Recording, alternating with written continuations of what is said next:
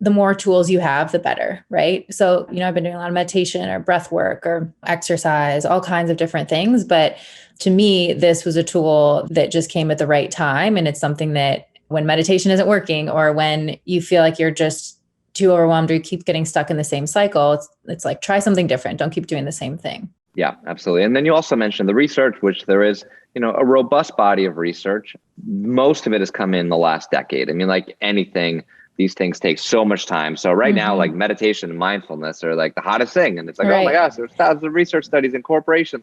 But go back 10 years ago, and even then, that's not the case. Like, we're not talking about meditation and mindfulness in this same way, even just a decade ago, as a normal thing that everyone accepts. Like, yes, we should do this. So hopefully tapping is right behind. We're working hard on the research because you have to validate.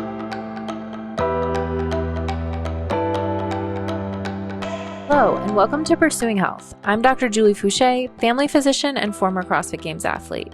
Here, I bring you information and inspiration to help bridge the gap between fitness and medicine and support your journey toward your healthiest self. In this episode, I shared a conversation with Nick Ortner, who's been educating on tapping or emotional freedom technique for over 20 years. Now, I recently came across tapping myself, and after I experienced its benefits personally, I started looking into the research behind it, and I was surprised to find there's quite a lot out there. So because of the research and because of the profound impact it had on me, I reached out to Nick because I wanted to share this method with all of you here. Nick is the creator and executive producer of the documentary film, The Tapping Solution, as well as the author of the New York Times bestselling book, The Tapping Solution, a revolutionary system for stress-free living.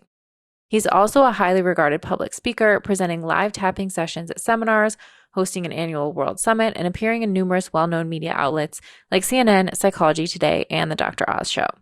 Nick and I talk about what exactly tapping is and how it works, some circumstances where it can be helpful, things like pain, food cravings, anxiety, and overwhelm, as well as the data that's been collected to objectively demonstrate tapping's effectiveness, which I also link to in the show notes for those who are interested. As a bonus, Nick leads us through an interactive tapping session at the end focused on relieving stress and anxiety.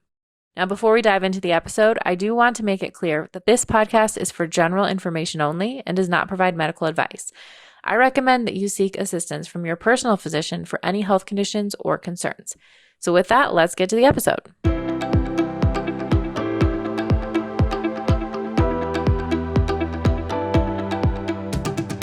Welcome to Pursuing Health. I'm really excited to be here with Nick Ortner.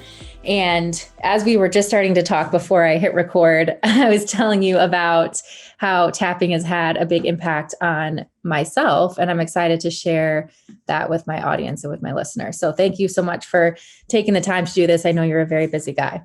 Thanks for having me. I'm excited to chat.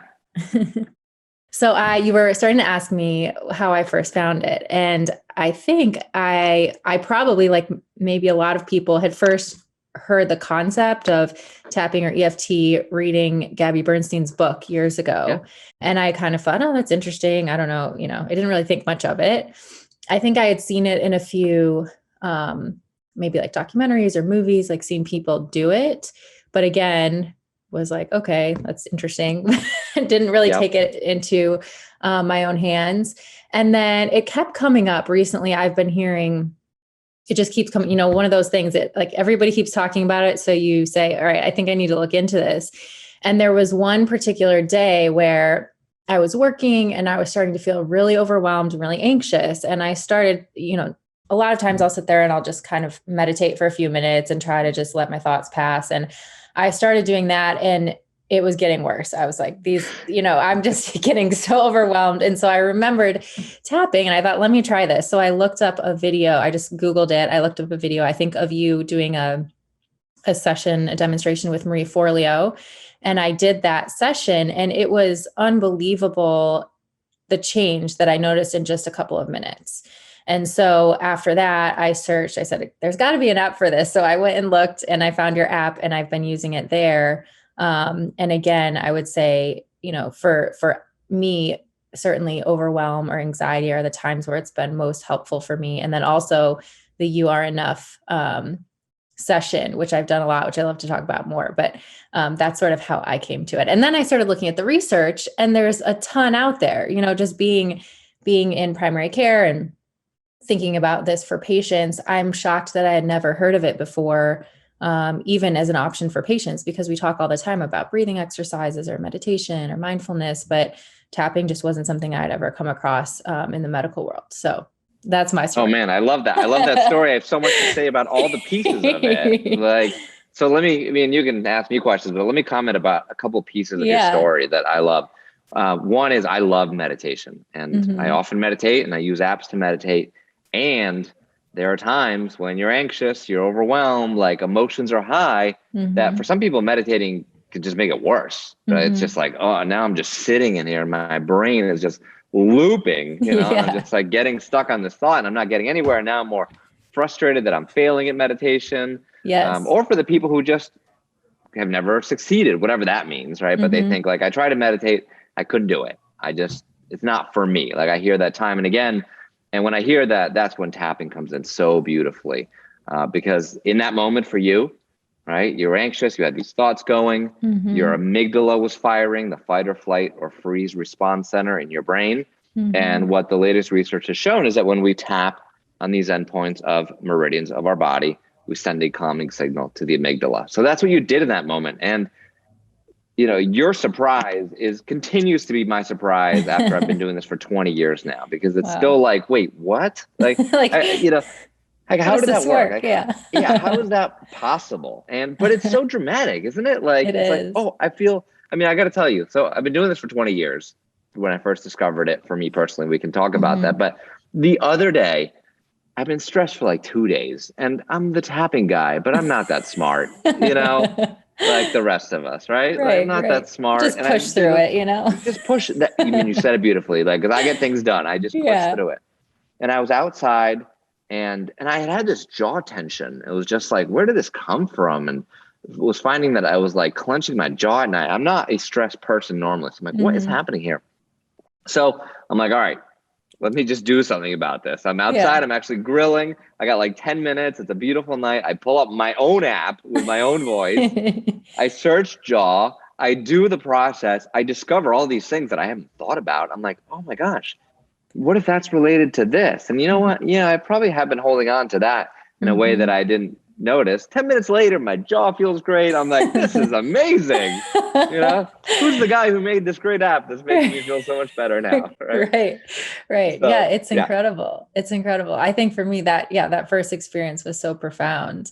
And I think also just to have as a tool, you know, I think for me personally, I think, you know, people who have been listening to my podcast know I've gone through a lot of my own sort of personal, emotional, spiritual development, especially over the last year and a half. And I think just having the more tools you have, the better, right? So there's a lot of, you know, I've been doing a lot of meditation or breath work or, you know, exercise, all kinds of different things. But to me, this was a tool that just came at the right time. And it's something that, you know, when meditation isn't working or when, you know, you feel like you're just too overwhelmed or you keep getting stuck in the same cycle, it's like, try something different. Don't keep doing the same thing. Yeah, absolutely. And then you also mentioned the research, which there is, you know, a robust body of research. Most of it has come in the last decade. I mean, like anything, these things take so much time. So right now, like meditation and mindfulness are like the hottest thing. And it's like, oh my gosh, there's thousands of research studies in corporations. But go back 10 years ago, and even then, that's not the case. Like, we're not talking about meditation and mindfulness in this same way, even just a decade ago, as a normal thing that everyone accepts. Like, yes, we should do this. So hopefully tapping is right behind. We're working hard on the research because you have to validate it. I mean, it's such a weird thing. Like, wait, why are we tapping? Some of the results that people get are so astounding that sometimes I think that hurts it, because people are like, oh my gosh. Too good to be true. Yeah. Too good to be true. Oh, I had back pain for 30 years and now I'm pain free for the first time in 30 years. No, come on. How can that be? Right? Too good to be true. But, you know, the research is there. It's coming in fast and furious. And what I always say is that if you experience it for yourself, you can decide. You can be like, nothing happened there, or more likely, wow, that was a big shift. Yeah, well, let's back up because I know we're diving in, but for people who don't even know what tapping is, they think we're tap dancing. They're like, something about, you know. Or also, I guess the way that you do it is called emotional freedom technique also, correct? Can you just explain to everybody what that is? Yeah, so EFT is the name for this particular format. So it's sort of like you have meditation as a big broad name. And then within meditation, there's almost like different schools. Like, oh, I do Vipassana meditation. I do transcendental meditation. They're all meditation. They just approach it a little differently. EFT or tapping, the original tapping process was actually discovered in 1980, late 1979. So now, 40 plus years ago, a traditional psychologist had a breakthrough with a client where just intuitively, he was like, try tapping on these points. She had a breakthrough and he went on to develop this process. EFT, the form that I do, was one of the students of this man, Dr. Roger Callahan, Gary Craig. He developed this algorithm, right? So we call it tapping very generally because, as I mentioned briefly, we are physically tapping on endpoints of meridians of our body, these channels of communication, these channels of energy. And what the latest research shows is that when we do that, we calm the amygdala. So whenever we're stressed, anxious, overwhelmed, at some level that amygdala is firing. And we send a calming signal to the amygdala in the same way that I'm sure deep breathing sends a calming signal and other processes. We're doing it very quickly. We're doing it in a format that is often different from sort of the self-help and self-improvement world that is like, oh, let's really focus on positive thinking and just try to imagine that, like, that's all good and you want to get there eventually. But one of the beautiful things about tapping and EFT, I believe, is that we begin with the negative or the truth about how we feel. So if you're anxious and overwhelmed, you're sitting there meditating, you're probably trying to think positive thoughts, but that gap from like, this is where I am now. And by the way, my brain is trying to keep me safe. My brain is trying to solve these problems. My brain, the second I try to think a positive thought, it's like, nope, it's just too far of a gap. Like it's too much of a reach. Like your brain will go, if you're sitting there anxious and you say, I am peaceful and I allow everything to flow in my life. Your brain's like, no, you shouldn't be peaceful. There's danger out there. You got to fix problems. There's too much going on. Like it's doing its job, trying to keep you safe. When we tap and we acknowledge like, this is how I feel. These are the things I've struggled with. We calm the amygdala in the context of these thoughts and memories. And that's when it disengages them. I mean, it's almost like a switch turns off, something gets like unhooked and you're like, why did I even care about this 5 minutes ago? Like the gap is so far, like we make this jump and it just lets go. And from there, you can anchor in the positive thoughts. You can begin to feel and believe the things that you want to feel and believe. Yeah, I really have noticed that part being extremely important. I think even on my own journey of emotional wellness, this concept of really acknowledging and feeling your emotions, even if they are negative, and like really feeling them all the way through. And then like backing into, okay, where did this originate? Or how do I, was it a thought that was negative or something? So you can address it. But I think so many of us go through life suppressing a lot of emotions, especially the negative ones, because it's not how we want to appear in the world, or we think that they're wrong, or many different reasons. And then they get sort of stuck in us. And it's amazing to see over time the negative health implications some of those things can have. Absolutely. Absolutely. So how did you said you first learned about it, so almost 20 years ago now. So I was actually at a Tony Robbins seminar. That's how I went to one, not 20 years ago, about 6 years ago. And it was very life-changing for me as well. Amazing. Did you go to UPW, like a 3-day weekend event? Yeah. Yep, so I did that in 2002. I did it in New Jersey. So the New York, they call it the New York, just like everything in New Jersey, that they say it's the New York event, like the New York Giants and the New York Jets who actually play in New Jersey. Yeah. So I did that in 2002. I was 24 years old at the time. I'm 43 now, and it was life-changing. It was just like, it just woke me up. I had actually heard, my mom had Tony Robbins tapes, and like I was familiar with his material. Nothing like the live event to just like change your energy and your outlook. So I spent the next year after that doing all his different events, his Day with Destiny, and went to Fiji for Life Mastery and Wealth Mastery. And it was really just an incredible year. And at one of those events, he did a little, maybe 10 to 15 minute demonstration of this tapping process. He was like, here's how you do it. It's good for negative emotions. Like he'd been using it for a couple of years. He was a fan. So I took that handout and I researched it, bought some books about it, started using it in my life, just the way you've been using it in your life, just like playing around with it. Where would it work? And The running joke at the time was don't say anything is wrong around Nick because he's just going to make you tap on it. Like if you came to me and you're like, my shoulder hurts, I'd be like, all right, well, let's see what we can do. Yeah. Let's try to fix these things. Like, let's see what happens. And time and again, I was just astounded by the results that people had. And these are friends and family who weren't trying to, convince me that it worked. It was like, whoa, I feel better. Wow. There's something happening here. So in 2007, I had the crazy idea with no filmmaking experience, no money for the film to make a documentary film about tapping. So we set out, my younger sister, one of my best friends from high school, and I, to make this film. From 2007 to 2008, we traveled the country interviewing experts like Jack Canfield and Cheryl Richardson and all these people sort of in the self-help and personal development world who were using tapping in their lives, who had just already knew that it was a tool that they could share with others.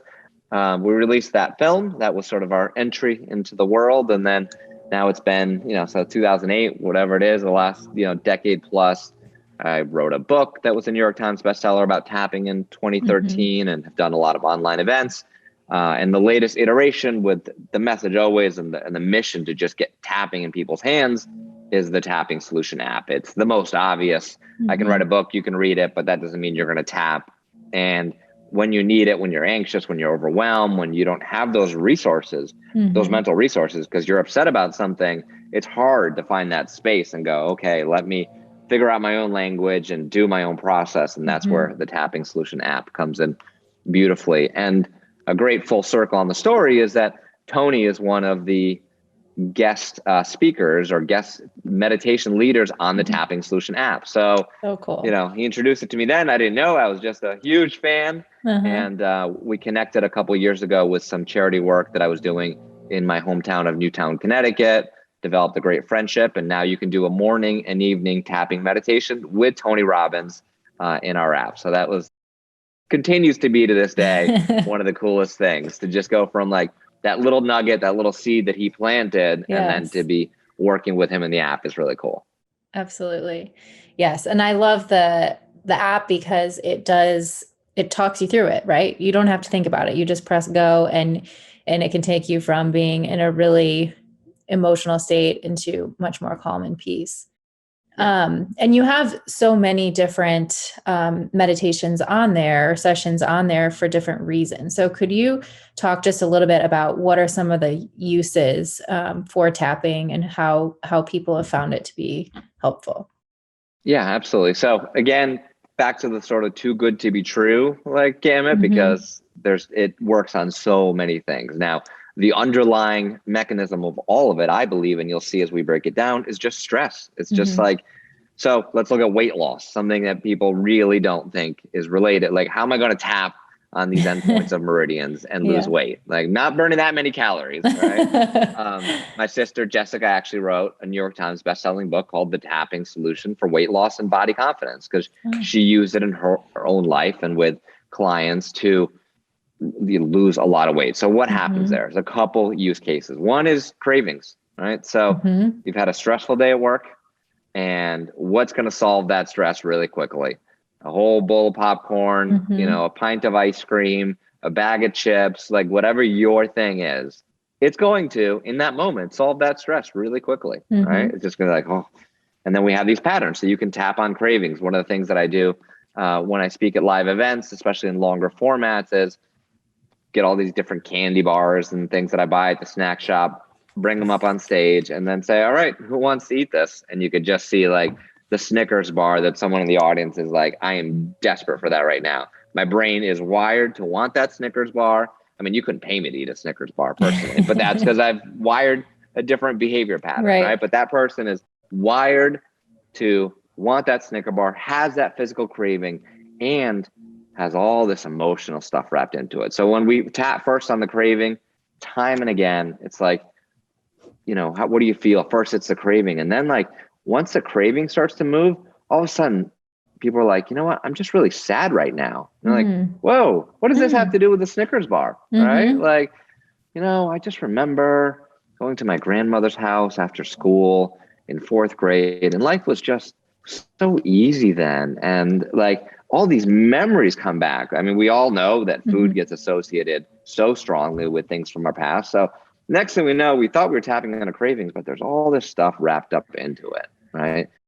Same thing again, other aspects of weight loss, just body confidence. How do I feel about my body? Mm-hmm. Like, what is the image I have? I mean, I know you've seen it time and again. You've probably been around people who are super fit and super healthy and they hate their bodies. Mm-hmm. And, it's like, what can we do to, again, break some of those patterns, reduce that stress, that thought that keeps running again and again that says, Mm-hmm. you can't relax until X happens. You can't feel safe until X happens. So weight loss is one of the ones that feels like a stretch for people, but I've seen it work. Amazing things. Pain relief, I joked about if your shoulder hurt. Certainly, if you have an acute injury, I mean, sometimes you can reduce the pain a little bit with a couple rounds of tapping, but if you hurt your shoulder an hour ago, it's going to go through its own healing process, right? Mm-hmm. So that's fine. The question is, what happens when you hurt your shoulder 20 years ago and it still hurts? Mm-hmm. What happens when people are in chronic pain, fibromyalgia, chronic back pain? What's going on there? And you talked about repressed emotions. I've seen time and again, anger, rage connected to pain all the time. I mean, it seems crazy and people go, oh, come on. But you know what? I went to my doctor and I have an L1 disc that slipped, and we all have the answers for what it is. And you should always go to a doctor first, go make sure that there's nothing seriously wrong. But more often than not, it's like, well, you have this or that, or you have some inflammation. The question is, why isn't the body healing? What's happening that inflammation has been going on for 20 years? And what I find is people who have tried a million things, they release some of the stress, they calm their body down, they stop. Pain is not just in the physical body, it's also in the brain, especially if you've had it for so long. You just expect that pain to happen. So seeing really incredible results with tapping for pain relief. And then, you mentioned anxiety, anger, these emotions that we feel that we can't control, these feelings of overwhelm. It works really well just to regulate that nervous system. Mm-hmm. Yeah, it's amazing. I think, so I mentioned at the beginning, one of the ones that I found to be most helpful also was the You Are Enough session, which I think for so many people, that is at the root of a lot of probably just whether it's mental, emotional, physical pain that we kind of put ourselves through. And I felt like the first time that I did it, I felt a ton of emotion come out, just stuff that I had not previously thought about or that I hadn't connected. And then after doing it a few times, there was this time where I was sitting there doing it, and it was all of a sudden like, wow, I feel like I am enough. Like I can feel this real power and really truly loving myself, which I think is just something that, that is such a struggle for so many people. And like you said, even people who seem like they have it all together or they're really fit or this or that, we all struggle with this stuff. And so that was something that was really powerful to me too. Yeah. So that's one of our most popular tapping meditations. I love that you did it multiple times. It's actually now built into the app. We have these different challenges. I don't know if you've seen the challenges. It's sort of on the bottom right of the app. It's only a couple weeks old. And one of them is a You Are Enough challenge. And it's an 8-day challenge where you do the same You Are Enough tapping meditation every day for 8 days in a row. You can skip a day, but the idea is just to have that consistency. And it came about because a user just randomly did it for 8 days, and she posted on Facebook this miraculous result. Like just her life, her feeling, everything was transformed after 8 days. So I said, all right, well, there's no magic to 8 days, but she did it. Yeah. And it could be 5 or 7 or 9. And what I hear time and again on that, things like, oh my gosh, the third time I heard something completely different that I didn't hear the first time. And then that transition, like as you said, where you don't feel like you're enough and all of these memories come up and this and that, and then you work through it and then you do it again. And then you start actually feeling like, whoa, what is this feeling that I've never cultivated, that I've never explored, that to feel like I'm enough, to be able to relax in my life and my body, to be able to feel grateful for what I have, for what I've accomplished. I mean, I've worked with, like you mentioned, people who seem really happy. I've worked with a lot of celebrities, top of their game, best in the world. You look at them and go, well, of course they're happy. They have they have everything anyone could, they've achieved it all. They have to be happy. And underneath it, not feeling like they're enough, it still lingers there. So you can't accomplish your way out of that feeling. Like you can't succeed your way out of not feeling enough. You've got to do that inner work. And that one meditation seems to do a good job in helping that process. Yeah, absolutely. I think for me, it was almost like that time after I did it that it really felt like it got through. It was almost like I was angry with myself. Like, how could I have ever let myself believe that I wasn't? It's just amazing how you can shift your perspective, and just like anything, when those light bulbs go off, how powerful that can be. Yeah. And look, we haven't, to cut yourself some slack and give yourself a break. We've never been given that message, right? I mean, some people hopefully naturally had it from supportive parenting and, a decent enough childhood that they had experiences where they felt they were enough. But for way too many people out there, that wasn't even close. So, one of the interesting things about the meditation, a lot of times with affirmations or different things like that, people will say, I am enough, right? So it's like, claim it. The reason I changed it in that process to you are enough is because people didn't believe it when they said it themselves. They had to hear it from somebody else. And it was someone else that most people don't know, that most people haven't connected to, but it was still another human being, with as much love and care as I could put into it in my heart when I recorded it, saying like, you're enough. And I think that somehow breaks through that conscious mind and that barrier, and people begin to take it in and then believe it for themselves, because it's true. It is really powerful. Another thing that I love about the app is, and also for people listening, by the way, I have no, financial interest in your app. I just, as you know, it's just had an impact on me. And so I think it's a great tool. It's a free download. It's a free download. I mean, there's a premium version, which I recommend, because you get, the 400 plus tapping meditations, but even without that, there's still the You Are Enough one, for example, is free. So there's plenty of good free stuff in there. Yeah. But the other thing that I like about the app is I love looking at data and making things as objective as possible, especially for something like this, which, like you said, it sounds a little out there when you first look at it, but then when you experience the results yourself or you see it for other people, it's hard to ignore. But before and after each session, you have people rate on a scale from 1 to 10 where they're at and where their emotions are. And so through that, I know you're starting to gather a lot of data on how this tapping is actually impacting how people feel. Can you talk about some of the things that maybe have been surprising or what you've learned so far? Yeah, it's one of my favorite things. So, we put it in the app as part of the process because it's helpful for people in that sometimes you're really angry about something.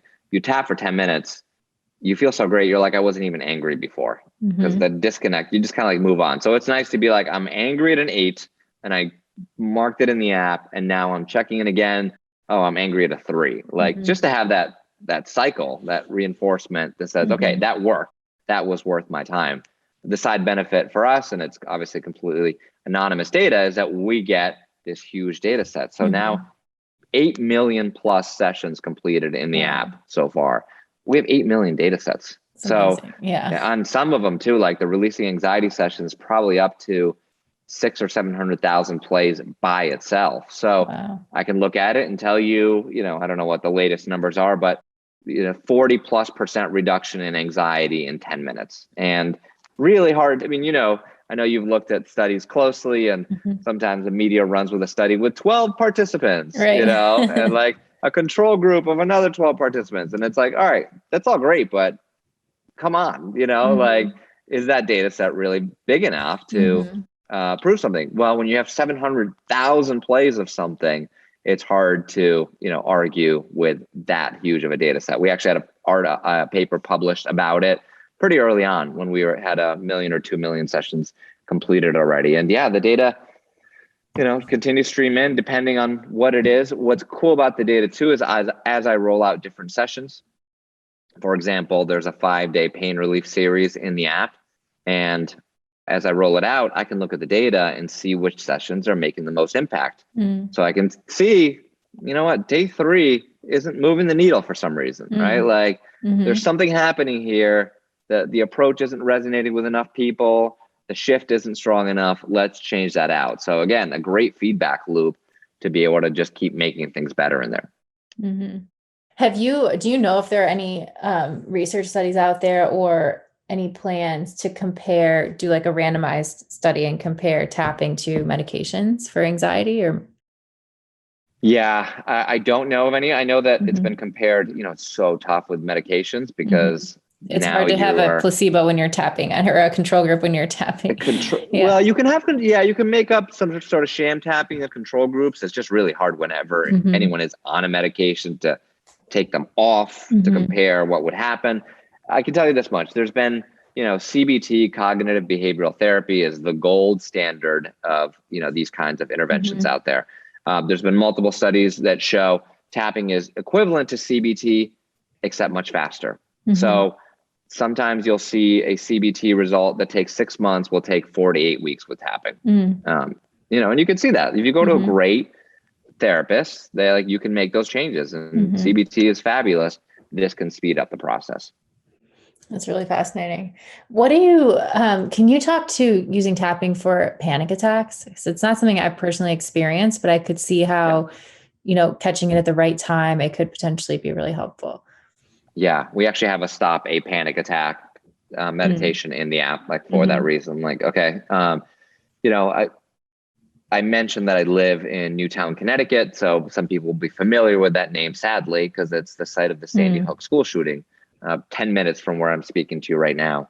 And after that horrible day in 2012, we mobilized our resources, started the Tapping Solution Foundation to work in town to support parents, first responders, children, everybody involved, and really the town at large with the trauma and the impact that they had. One of the people that I've worked with closely, and I was at her house 5 days after her son, Jesse, was killed, is Scarlett Lewis. She's an incredible woman who is just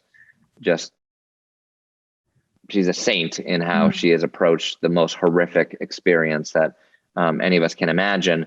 And taught her tapping, used it, did one-on-one sessions with her. And a couple of months after Jesse died, she woke up at 2 a.m. in the middle of a panic attack. And she'd had them before, so she knew what it was. Her older son, JT, was in the bedroom next door, and she thought to herself, okay, I know I have to go to the hospital. If you have a full-blown panic attack and you don't have any resources, you haven't before, I have to go to the hospital. Can I go to the hospital, get some meds, and get back before JT wakes up? Do I call an ambulance? It's a lot happening. A lot to think about while you're having a panic attack. A lot to think about. Yeah. So she finds that gap, and you mentioned if you get yourself to do it, because you got to find that little gap of consciousness, that little space that says, okay, I'm in the middle of this horrible experience. Can I pull up the app? Can I do something? So she actually didn't have the app then. She just knew how to do tapping, and she said, all right, before I do that, let me try tapping. And she tapped for 10 minutes and she fell asleep. Wow. So, and she said, look, to go from panic attack, ready to go to the hospital, to asleep, if you've had panic attacks before, is a big deal, right? And you mentioned a tool earlier. That's what this is. This isn't a replacement for therapy, not a replacement for medication, not a replacement for anything else. It's a tool that someone at 2 o'clock in the morning can be having a panic attack and can try this first. Hey, if it doesn't work, great. Call 911, do what you need to do. But at least you have this resource to regulate your nervous system. So yeah, it works really well in that case. That's really incredible. Wow. What are your hopes for collecting future data? What things would you like to look at with regard to tapping and the impact that it has on our health? Yeah, so some of the interesting studies that have been conducted that we want to just do more of and different uses. So we've done a cortisol study. Spit in a tube, cortisol, everyone knows, is the main stress hormone. There was 3 groups. There was the control group who sat there reading magazines for an hour, the tapping group who tapped for an hour, and then the psychoeducation groups who learned about stress relief, and they just sat passively learning for an hour. The tapping group saw a dramatic drop in cortisol, 42% in an hour. The psychoeducation group saw a drop, I think it was somewhere around 20%, which is interesting to see that contrast. Hey, when you're learning good positive things and you're feeling empowered, likely your cortisol will go down. But then you add the tapping in and you get this massive drop. And the poor control group, who hopefully they taught tapping to afterwards, because they saw a 2% increase in cortisol and sitting there for an hour. So they're probably bored, maybe reading stressful magazines. But I love that physical component. Like we've got a cortisol measurement pre and post, spit in a tube, very reliable indicator of stress and seeing that dramatic drop. We've also done a couple of fMRI studies talking about cravings earlier. So showing the brain light up when it sees foods that it's craving, tapping for, I think it was like a 12-week tapping process, going back in on cravings, on all that stuff, going back in, looking at that food and not having the brain light up, which again is so cool to be like, okay, well, it's one thing if I tap and now I don't crave that chocolate, but just to know that your brain, that portion of your brain literally lights up and we can see that on a machine, and then we can turn off that activation with tapping. So I think more studies in that realm too, where it's just like, this is real, we can measure it.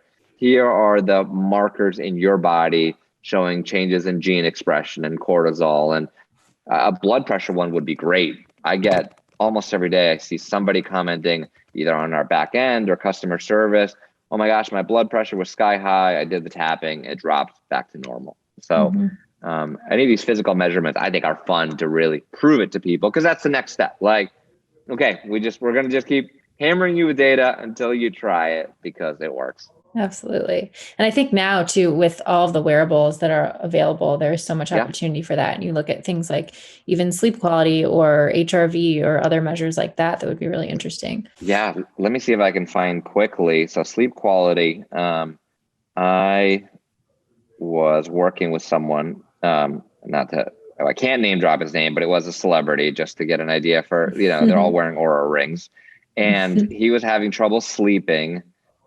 Let's see if I can find, and he wore his Oura ring, trouble sleeping. So he had data for the previous 3 months of his deep sleep. And okay, cover up his name, and let's see, we can show it there. So that is him going way past placebo. Yeah. And I'll read it to you because it's hard to see, his deep sleep, an hour and 40 minutes that day, hour and 34 the day before.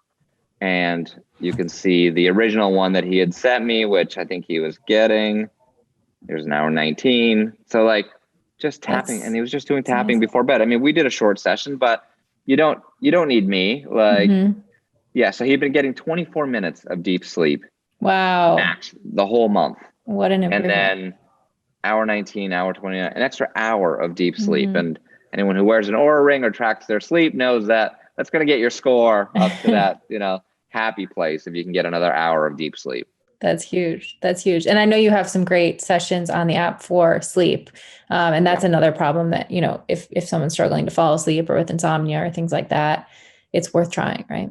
Yeah, there's so much. Just give it a shot. There's both just ones to help you sleep, and then there's a whole batch on what I call sleep programming. So you relax your body and then you tap in something that you want, from deeper sleep to relaxing your jaw to even things for the next day. Okay, what can I think about to prepare for the next day? So I love too about this, how we talked at the beginning, there's really an opportunity to sort of change either the story in your head or the neural networks that are programmed into our brains, to sort of change into something new. And I think so much of what's programmed happens from some event, whether it was long ago in childhood or some traumatic event or something that really left an emotional impact on you. Yep. And I'm curious if there's an opportunity to teach tapping in those times, right after the event happens. Can you somehow teach someone tapping to prevent it from becoming this underlying story or script that keeps playing over and over? Yeah, absolutely. I mean, that's a lot of what we did in Sandy Hook, right? So it's how can we, begin to at least ease some of the trauma, not the grief of the loss and what happened, and not the sadness, but the traumatic piece, when I heard what and how my body reacted and how I'm holding on to all these things. We have some stuff in the app for kids, and we're flushing that out further. But kids have found it really helpful in those instances, right? It's these are the things that get stored. And if, you're in 5th grade and you get up in front of the class to read and everyone laughs at you because you stumble on a word, man, that can set you up for a lifetime of fear of public speaking right there. 10 seconds. That's scary. Never doing it again. Right. So and it becomes subconscious, right? So it's not something that we're often even aware of. We don't even remember what that one event was. Yeah, we just think, oh, I don't like to public speak, or I'm scared of public speaking, Mm-hmm. or we just think it's who I am. That's what's the worst, is when it defines you. Like, I am someone who's scared of speaking in public. And it's like, no, you are someone who went through this experience that taught you this was a dangerous situation. Don't get up in front of people. Don't speak in public. They're going to laugh at you. And then sadly, it usually builds from there. So if you have that one traumatic event, well, when it's 7th grade and now it's time to give a report in front of the class, you sure remember what happened last time and how scary that was. So you're not thinking clearly, you're sweating, you're anxious, and you do a poor job. You become a bad public speaker because of these little experiences stack up, and you're like, this is terrifying, So those are the things that we can deconstruct. Yeah, absolutely. So to me, like I mentioned at the beginning, I think that this is something that I wish was more broadly known about and used, especially, even in my field, primary care, in the medical setting. Yeah. I think oftentimes, unless people are very resistant, unless there's a lot of data or saying, well, it seems kind of crazy. Why would we recommend that to our patients? But to me, this is something that, one, we do have data. And two, it's extremely low risk, right? So we always think about what are the things that could potentially have a huge impact, and there's very little downside to trying them. And like you said before, if it doesn't work, then great, you go with something else, whether it's a medication or another tool. But are there situations or individuals who should not tap, or where we should be more cautious? Yeah, that's a great question. So certainly if you are dealing with what, for lack of better classification, I'll say serious mental illness. So a bipolar disorder, schizophrenia, you're on multiple psychiatric medications, you're under the care of a psychiatrist, doesn't mean you don't bring it up to them, because they might go, no, this is good for you. Let's do this. Doesn't mean you don't reach out to a practitioner there's plenty of psychiatrists who tap. There's psychologists who tap. Like, there's professionals who know 100%, what to do in these situations, who tap. So if that's where you are, just go, get clearance from the person that you trust and that you're working with, and hopefully they tap. If not, you can introduce it to them. And maybe you can, nice thing about the app, and I know a lot of therapists recommend their patients to it, and then actually do tapping sessions together in session. So they'll pull up the app and they'll be like, all right, we talked about all these things. It seems like you're really anxious. Let's do this anxiety session together. So that would be my biggest caution. So, don't go where you don't belong. Don't go where it feels really unsafe. If you go, oh my gosh, I just remembered a memory from 20 years ago and I'm starting to panic about it. Well, go get help. Go get professional help there. That's great.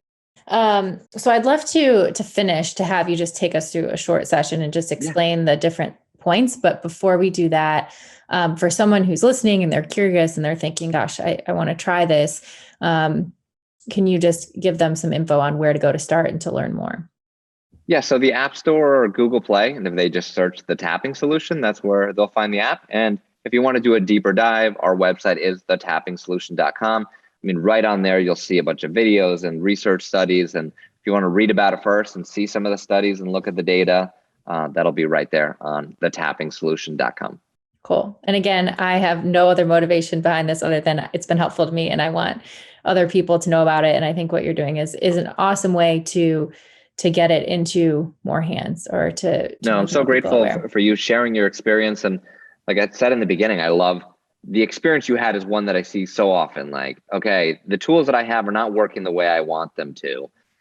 So let me try this thing. And, it's been around for a long time. I've had the movie out for, 12, 13 years now, but it takes a while for things to get out there and more voices and more doctors who are willing to stand up and say, you know what, we need to do something different. Also, you mentioned like a tool, like just to give your patients something to do in the meantime. It's like, yes, do all the other things and take the meds or the nutritional advice or whatever path you want to go on. Amazing. But also go down this path. We have a tapping meditation called Heal Your Gut. It's all about gut health. Go to the functional medicine doctor, take all the amazing supplements for gut health. Now add this on top and watch things really transform, because there's so much stuff that's covered in that meditation on the fear of food, what to eat and not eat, the stress around everything, the stress around supplements, the stress around meds. I had someone that I met probably 6 months ago now, and She had had gut problems for over 2 years, tried everything, did the meditation, and I don't want to say that that's the thing that cured her, but maybe she was primed and this just took her over the top, right? Mm-hmm. Like, what's the extra little addition that we can do to help our body heal? Mm-hmm. And we know there's probably I can't think of almost any medical condition or symptom where stress doesn't play a role. And so, whatever tool you use, whether it's breathing, meditation, tapping, there's benefit for your health. It's not just about, if people are a little turned off by saying, well, I don't really want to think about emotions and all this stuff. It's not just the emotions. It's how can we impact your stress response so that it doesn't have a negative impact on your health? Yeah. And how can we turn off that fight or flight response? How can we calm the nervous system? I think you'd probably agree that most doctors agree that stress plays a big part in health, but even the most traditional one, the most but they don't know what to do about it. So they go, yeah, I'm seeing this patient. I got 10 minutes with them. Of course they're stressed out. And of course they should eat better, but I can't control what they do at home and their job, and I can't control what they eat. So what I can do is give them a pill. These are the resources I have. Can we open up that toolkit to potentially include the pill when necessary, but also have these other things that can help people heal? Sure. And I think for having something like tapping, which is so active and engaging, it's sometimes easier for people to start than doing something like meditation, which can be very frustrating for people to begin to start shutting off their minds or feel like they're failing every time they do it. Yeah, like how long is this going to take before I feel better? Right. For new meditators, as opposed to like, okay, we even have a tapping into meditation process in the app where you tap first and then you meditate. So if you want to get into meditation, that'll ease your way into it as well. That's great. Awesome. Well, let's close with just a little, if you can take us through and explain. I know, we're on video here, but most people just listen. So if you can just kind of talk us through where the points are. Absolutely. When I first started doing this, it was like radio shows. So it was all about explaining the points, 2008. So if it's safe to do so, obviously, if you're driving, don't do this. But if you can, go ahead and just close your eyes and take a gentle breath in. And let's just tune into how we feel. How does your body feel? Where are you holding on to tension or stress? What's going on in your life? Can you identify one thing that you are most stressed out about? What are you most anxious about? And I know a lot might come to mind, but see if you can just hone in on one thing that, man, you just can't stop thinking about.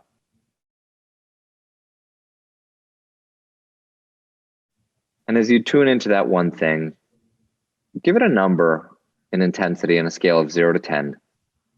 So 10 is the most stressed, the most anxious, the most angry, the most overwhelmed or unsettled. 0 would be completely at peace. Just pick whatever number comes up for you. And when you're ready, you can gently open your eyes and we'll start tapping. We start by tapping on the side of the hand, whatever hand feels comfortable for you.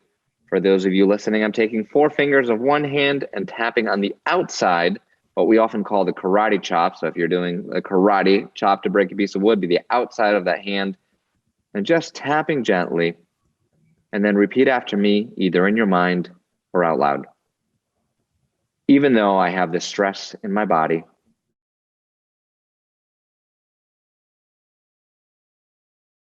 I choose to relax and feel safe now. And we're continuing to tap on the side of the hand. I'm going to do that 2 more times. Even though I have this stress in my body, it's safe to feel it now.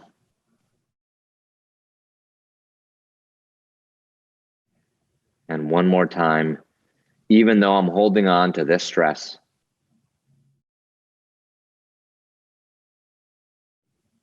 I choose to relax now.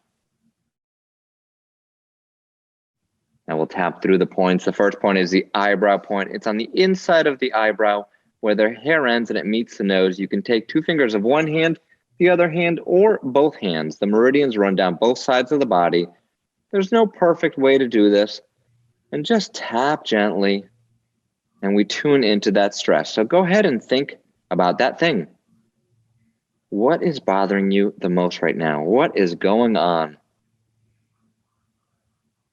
And we move to the side of the eye. It's not at the temple, right next to the eye, on the bone, tapping gently. What is going on? Feel that stress.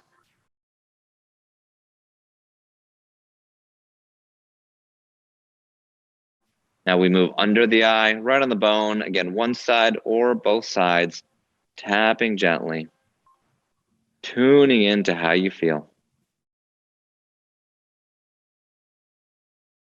Where are you holding on to stress in your body? What's the stress about? How long have you been stressed? Under the nose, breathing gently, tapping gently, tuning in. Under the mouth and above the chin, below the lip, and that little crease there. Again, we're tapping with 2 fingers at this moment, tapping gently, tuning in. What are you most stressed out about? Why have you been holding on? What if you could let this go? Now for the collarbone point, feel for the 2 little bones of the collarbone. You can take all 10 fingers of both hands, go right below it, tapping gently. And if your mind wanders and you're figuring out the points this first time, that's okay. Just tuning back in, putting your attention on the stress in your body, this one thing that you've been holding on to so tightly. Underneath the arm, 3 inches underneath the armpit, either side of the body, right on the bra line for women, tapping gently, tuning into how you feel.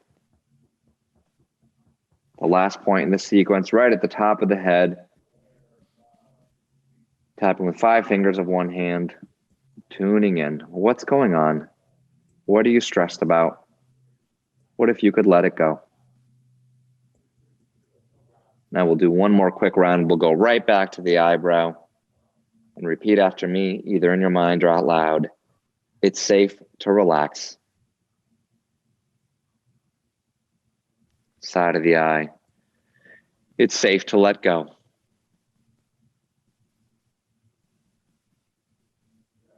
Under the eye, releasing the stress from my body.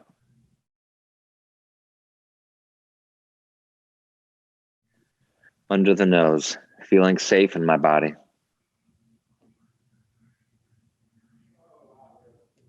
Under the mouth, letting go.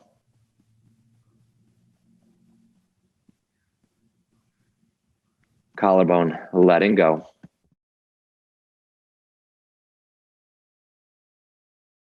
Under the arm, in every cell of my body. Top of the head, right now. And you can gently stop tapping and take a breath in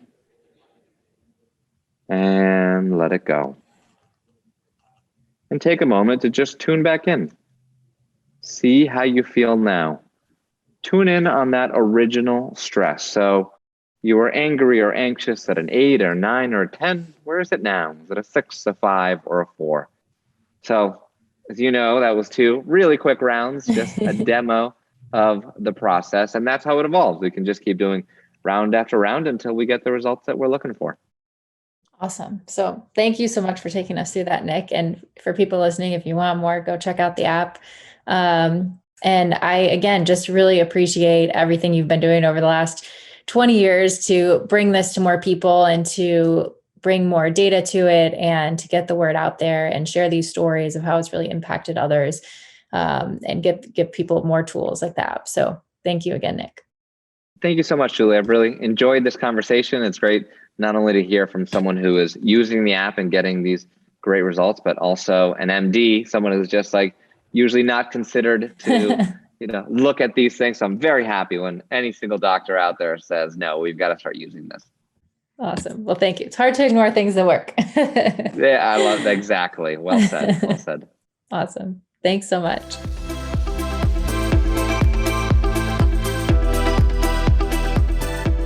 Thanks so much for tuning in. If you enjoy listening to the podcast, please consider subscribing and giving it a 5-star rating on iTunes. It really does help to get the word out to more people.